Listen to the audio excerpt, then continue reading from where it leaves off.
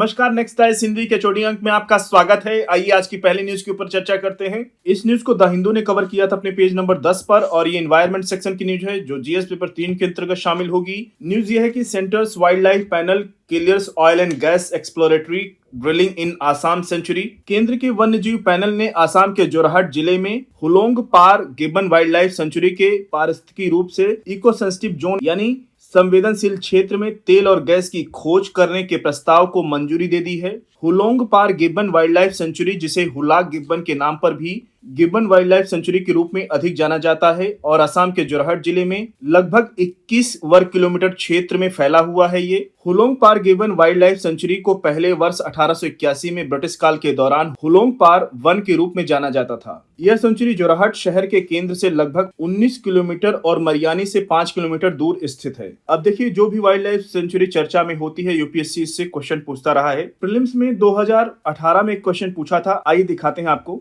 UPSC 2018 में पूछा था, ये ए सीरीज का क्वेश्चन था, क्वेश्चन नंबर 94। निम्नलिखित राज्यों में से किस एक में पाखुई वाइल्ड लाइफ सेंचुरी अवस्थित है? ऑप्शन 4 दिए गए थे। पहला ए ऑप्शन है Arunachal Pradesh, option B Manipur, option C Meghalaya, option D Nagaland. तो आप लोग कृपया इसका उत्तर कमेंट बॉक्स में देने का प्रयास कीजिए। अगर कहीं कोई दिक्कत होती है तो उसकी डिटेल में चर्चा हम अगले दिन कर लेंगे, कल की डेट में। कृपया आप लोग पहले इसका उत्तर दीजिए। अगली न्यूज की ओर बढ़ेंगे।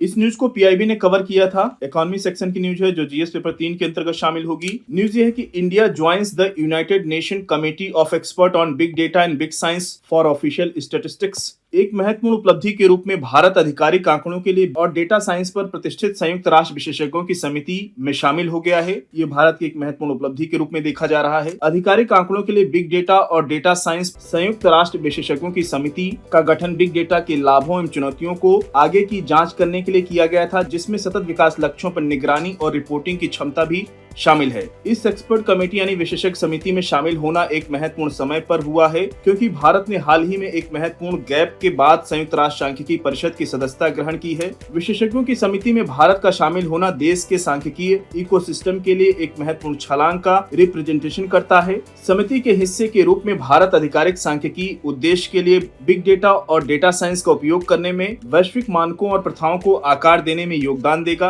अगली न्यूज की ओर बढ़ेंगे। इस न्यूज को ऑल इंडिया रेडियो ने कवर किया था। Places in the news section के अंतर्गत ये न्यूज कवर होगी, जो कि जीएस पेपर 1 में शामिल होगी। इस तरह की न्यूज शामिल करना प्रीलिम्स नजदीक आ रहा है आपका, उसको ध्यान में रखते हुए एक लोकेशन बेस्ड न्यूज को रखना जरूरी हो जाता है, क्योंकि यूपीएससी मैपिंग पे क्वेश्चन लगातार पूछ रहा है और थोड़ी सी मेहनत पे आप इस तरह के क्वेश्चन सही कर सकते हैं। आइए बात करते हैं न्यूज के ऊपर। India extend humanitarian aid to Cuba after hurricane Rafael. Cuba Caribbean region का एक देश है और अगर इसकी राजधानी की बात करें तो क्यूबा की राजधानी हवाना है। ये क्यूबा है, इसकी राजधानी हवाना। क्यूबा उत्तरी कैरिबियन सागर, कैरिबियन सी की देख सकते हैं, और मेक्सिको की खाड़ी एवं अटलांटिक महासागर पर स्थित है। ये गल्फ ऑफ मेक्सिको है और ये अटलांटिक ओशन उसकी संगम पर स्थित है। क्यूबा का भूभाग अधिकतर समतल एवं लुढ़कते मैदान हैं, जिनमें दक्षिण पूर्व में उबड़ खाबड़ पहाड़ियां एवं माउंटेन्स हैं यानी पर्वत हैं। इसका हाईएस्ट पॉइंट पिको टर्निको है। यह सियरा मेस्ट्रा माउंटेन रेंज का एक हिस्सा है जो द्वीप के दक्षिण पूर्व में स्थित है। देश की सबसे लंबी नदी काउटो है। अगली न्यूज की ओर बढ़ेंगे। इस न्यूज को पीआईबी ने कवर किया था। आईआर सेक्शन की न्यूज है जो जीएस पेपर 2 के अंतर्गत शामिल होगी। न्यूज ये है कि India Nepal intergovernmental committee meeting on trade transit and cooperation to combat unauthorised trade conclude in Kathmandu. व्यापार पारगमन और अनाधिकृत व्यापार से निपटने के लिए सहयोग पर भारत नेपाल आईजीसी यानी इंटर गवर्नमेंटल कमेटी यानी अंतर सरकारी समिति की बैठक 10 से 11 जनवरी 2025 को काठमांडू में हुई। भारत सरकार के वाणिज्य विभाग के सेक्रेटरी श्री सुनील बर्थवाल ने भारतीय प्रतिनिधिमंडल का नेतृत्व किया, जिसमें विभिन्न मंत्रालयों और काठमांडू में भारतीय दूतावास के वरिष्ठ अधिकारी शामिल थे। व्यापार और निवेश संबंधों को मजबूत करने के उद्देश्य से द्विपक्षीय सिस्टम आईजीसी यानी इंटर गवर्नमेंटल कमेटी की इस बैठक में द्विपक्षीय व्यापार और आर्थिक संबंधों के संपूर्ण दायरे की व्यापक समीक्षा की गई। दोनों पक्षों ने आपसी बाजार पहुंच के मुद्दों, आईपीआर यानी इंटेलेक्चुअल प्रॉपर्टी राइट और शुल्क संबंधी मुद्दों की समीक्षा की। एजेंडे में पारगमन संधि, ट्रेड ट्रीटी यानी व्यापार संधि की समीक्षा, मौजूदा समझौतों में प्रस्तावित संशोधन, मानकों के सामंजस्य और रक्सौल वीरगंज रेल लाइन के विद्युतीकरण सहित ट्रेड इंफ्रास्ट्रक्चर के समन्वित विकास पर चर्चा भी शामिल थी।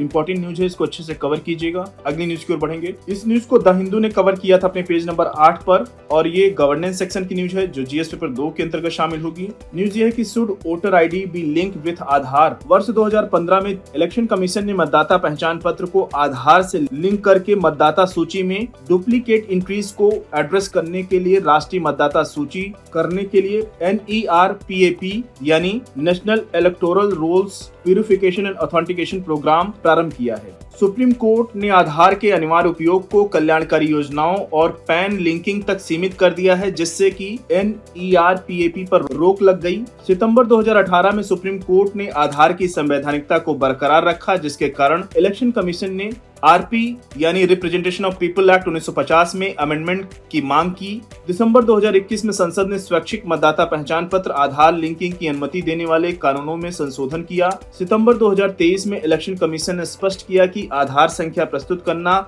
मैंडेटरी नहीं है यानी अनिवार्य नहीं है, लेकिन फॉर्म 6 और 6B अनचेंज यानी अपरिवर्तित रहे। अभी भी आधार का डिटेल का अनुरोध किया जा रहा है।